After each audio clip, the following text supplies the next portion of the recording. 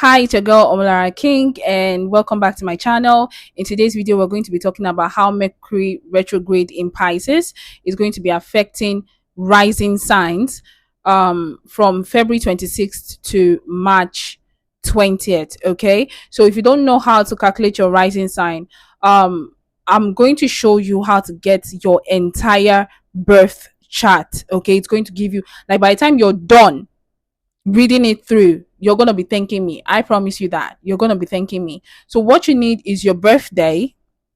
You also need your date of birth. You also need the location where you were born. All right, so what you're going to do is go to Gemini AI app, either the app or the one on the web.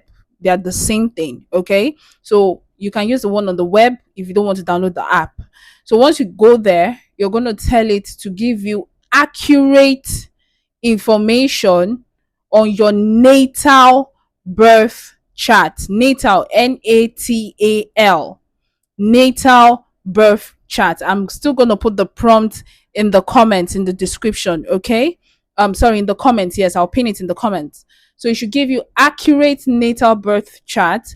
You were born on so date, month and year, at so time, in so location. All right, so if you don't know the time, ask your parents. If your parents don't know, I'm sorry, I won't be able to help you. All right, if you don't know the date of your birth, I won't be able to help you. If you don't know the time, it's going to be a problem. But if your parents have a like, maybe they don't know the exact time, but they were like, it's between 5 and 6, you can tell Gemini to help you figure out, because there are I think like 2 or 3 rising signs within 1 hour. I don't know, I'm not sure about that.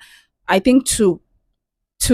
So you can tell Gemini that your parents are not sure, that they think is between this and this. So it should help you figure out what your rising sign is by asking you specific questions that you can answer honestly, and then it will help you narrow it down to what your specific rising sign is. I hope you understand that now. So your date of birth, your location, plus the time. All right, it's going to show you, it's going to give you all of your birth chart plus the houses. When you read it, by the time you're done, make sure you save it somewhere, or you copy and paste it somewhere, or you export it to Google Docs. There's an option to export it to Google Docs. Just scroll to the bottom, you see that icon, that 3 dot icon. Click on it and export to Docs. Okay, and save it. That is your birth chart, your natal birth chart.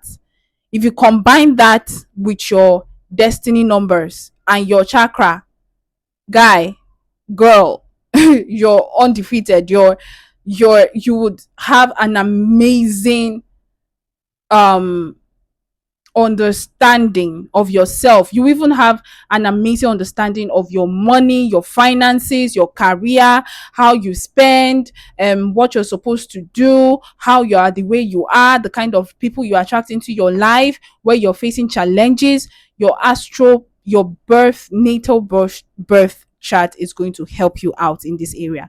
So I think I've explained well. If you still don't understand, ask in the comments and I will be there to reply you. Okay, so let's move on.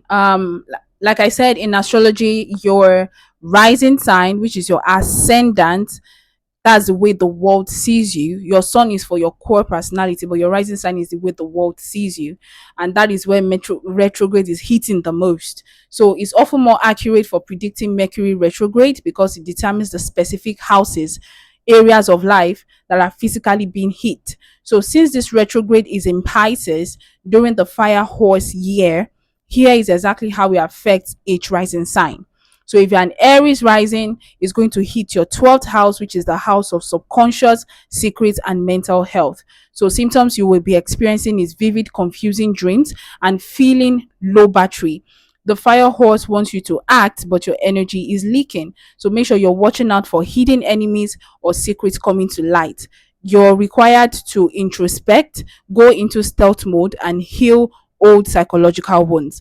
That's that for Aries. Moving on to the next fire sign is Leo Rising. It's going to be hitting your eighth house, which is the house of taxes, debts, and shared intimacy. You'll find yourself asking, where did my money go? Where did it go? So you might find yourself facing surprise billing or delays in insurance and inheritance payouts. Okay, make sure you're watching out for loaning money to friends or starting new financial contracts.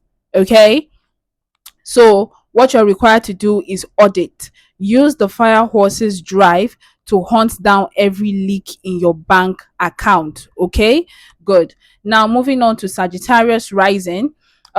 This is going to be hitting your fourth house, okay, when it comes to home, family, and real estate.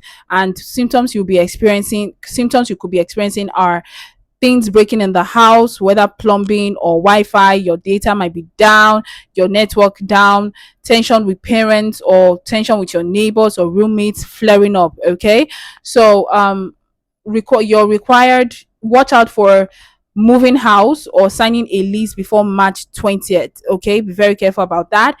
You're required to ground yourself, focus on your roots, and forgive any family member to clear your internal home. Okay, so that's that for fire signs. Moving on to earth signs. So if you're a Taurus rising, retrograde is hitting your 11th house, which is the house of friendships and social circles.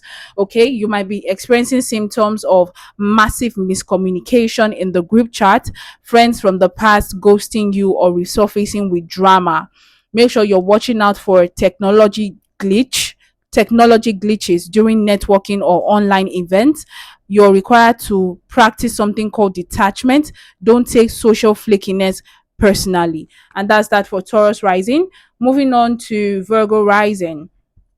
The retrograde is hitting your seventh house, which is the house of committed relationships and exes. So you might be experiencing symptoms of the X factor. Former partners are returning, or current partners seem like they are speaking a foreign language. Okay, make sure you're watching out for signing marriage or business partnership papers.